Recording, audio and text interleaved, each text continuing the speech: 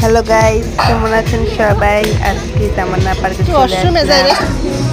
তো প্রথম গেটে ঢুকতে বাচ্চারা প্রায় খুব অবাক হয়ে যায় যে কোনটা রেখে কোনটা যাবে, ছোটাছুটি করতে থাকে। এক পর্যায়ে একজনকে হারিয়ে ফেলি। তো ফাইনাল দেখলাম ছোট্ট কিন্তু খুব সুন্দর লাগতেছিল, পরিবেশটা খুব পরিপাটি ছিল, সব ধরনের রাইডসই আছে এখানে।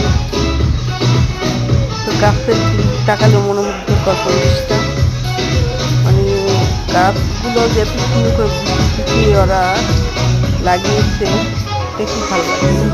এটা সুইমিং পুলের জায়গার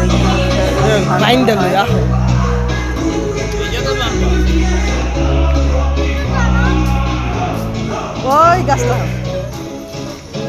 এখানে দোলনা আছে, বাচ্চারা এসে দোলনা উঠে মজা করে, ভালো লাগে।